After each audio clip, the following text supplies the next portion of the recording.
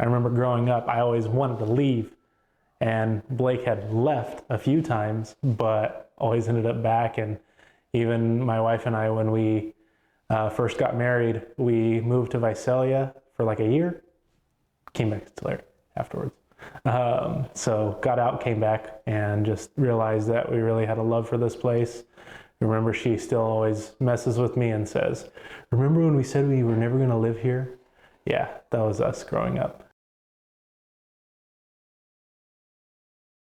All that being said, we had this little office and we were just talking about ideas. And one day, Blake got a call from a building owner down here in downtown Tulare looking to sell his building. And Blake had kind of given me the details of the building. And one of the thoughts that crossed my mind was, well, what if we buy it? So we got a key, got a tour from one of the owners of the building, and it was probably the coolest freaking building I had ever seen, with so much potential.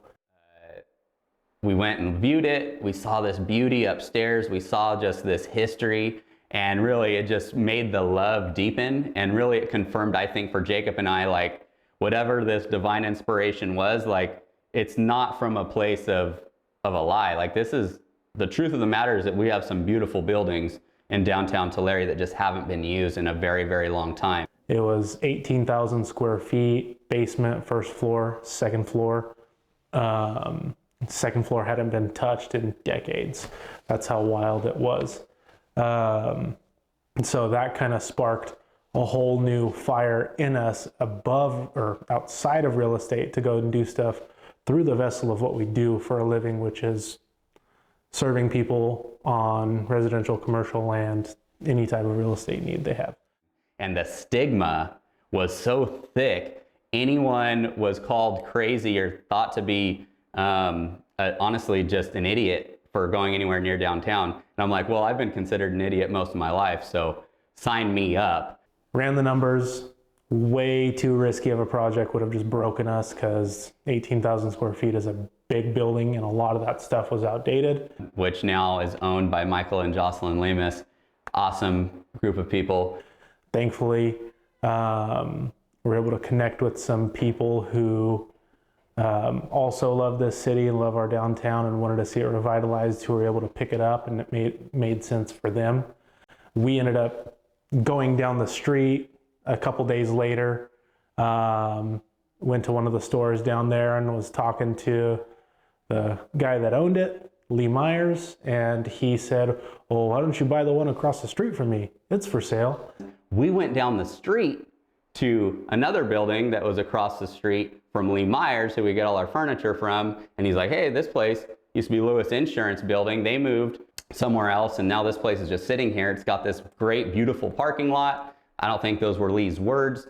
And we ended up going to check it out, and it was a lot more manageable. So we put it in offer, didn't even have the financing in place, but figured it out. I think we showed our families, and whether they said it or not, I know that they were thinking we were crazy.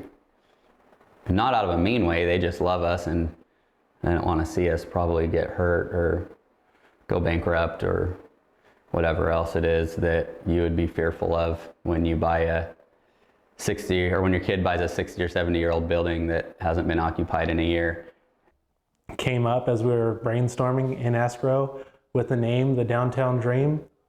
And that's kind of where it was birthed. And that was a really big learning process, still running our real estate businesses and working on renovating a building that hasn't really been updated since the 70s. And we moved in and we started working off of fold-up tables and fold-up chairs, which was really cool. I was like, this is it. Like, this is where all the most awesome, great, innovative things happen, right? It's like on a fold-up table and chair in the middle of a wrecked building. So I don't know, weird confirmation for me that we were on the right track and we were figuring that out. And at the time, we didn't know what to fully use the building for. We knew that it provided, obviously, office space, for Jacob and I and a few of the agents that we had. I think Elise, it was me, Jacob, and Elise. Maybe Zach was around then, but just the real basics. At that level, it could provide that, but what else? Because we need to be able to pay for this payment every month. We need to make sense of it. So we went the coffee shop route, and we were like, nah, we're not in the coffee business, and it just seemed like a lot of time in addition to our real estate services. So being that it was the pandemic, there was everyone working from home, there was really created this demand for private office use and co-working spaces.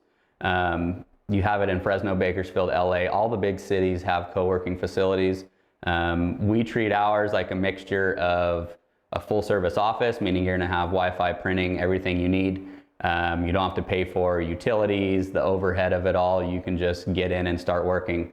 Which was wild because it was Tulare County's first co-working space. And we housed the team in there, rented out all the offices. It was really cool. We've had nonprofits in there, dairy management company, loan officers, all kinds of things, embroidery people who do clothing and apparel. It was just really cool to get to see all the synergy that happened in that building when it started. And my joke when we first did it and we were doing our renovations and starting up was, worst case scenario, we'll just have a really cool real estate office. And this was a great option for a lot of people because not everyone's meant to work at home. It's a great idea, but in reality, some of the productivity and the distractions outweigh the benefit from actually working there and just creating some separation between home life and work life. So we leaned into the co-working model of private office leasing and co-working memberships and then events. And we're like, well, why events? Well, at the time, there was nothing going on. There was nothing in Tulare going on. And so we had this private parking lot. And we're like, you know what? We might not be able to close down the streets right now, but we can definitely close in our own private parking lot and get some of these mom and pop shops, these vendors, these food places that have really all of a sudden went from having businesses to legally being able to have nothing. So we were like, we're gonna provide an option for that. And so we did. We started throwing events. We started having food truck throwdowns. We started having the small mom and pop vendors, almost like a farmer's market or like a swap meet almost. Just providing an option for some entertainment, people to get out of their house, be in the fresh air, just anything to give people a sense of community. Because this whole pandemic thing, what it's done more than all the problems we hear on the news, it's divided people and it's divided communities. And I just wanted to try to create something that was against the current. And the reality was that no one was able to do anything here locally. And there was a bunch of people that were hurting. And maybe, just maybe, getting loud on social media and having some food vendors and maybe a DJ or a live band, maybe that'll get you out of your house and just give you some sort of hope.